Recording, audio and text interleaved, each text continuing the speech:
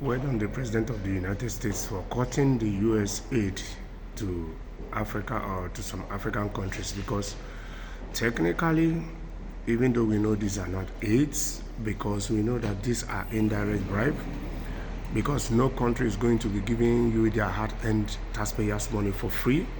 So, and this so-called aid, even when it gets to Africa, the population of African citizens that get any benefit out of this aid might not even be up to 2%. It's quite a pity that some people, due to some illnesses, they are depending on this aid to get some medication, but it's quite a pity.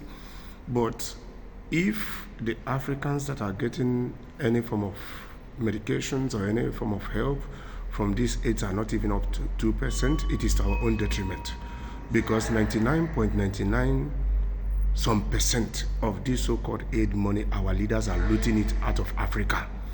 So we hope that moving forward, other Western countries will cut off any evil aids they are giving to Africa. Let our leaders go and learn how to be self-sufficient. Let our leaders go and learn how to put our resources in proper use to generate revenues, that they don't need to run to you for these evil aids, or they don't need to run to IMF or World Bank for any forms of wicked money you are borrowing them, that you use it in still holding us in chains in this 21st century. That is one.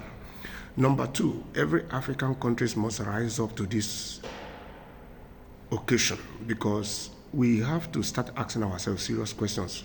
How does these insurgencies in Africa keep on going on for years? How does these rebels or any form of groups manage to get these sophisticated weapons to continue to carry out these wars?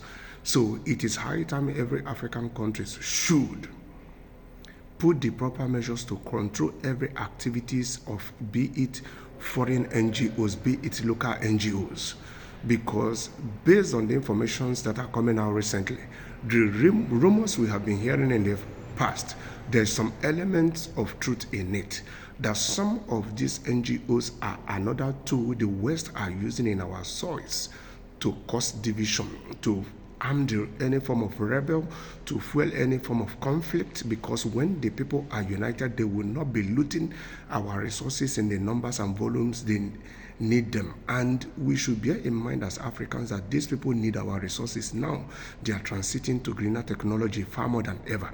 So every African country must form a task force, must form a committee that controls every single details of activities of NGOs, both internationally and locally, to make sure that these NGOs are not the ones fueling the conflicts in Africa, to make sure that these NGOs are not the ones that the West are continuing using to fuel wars in Africa.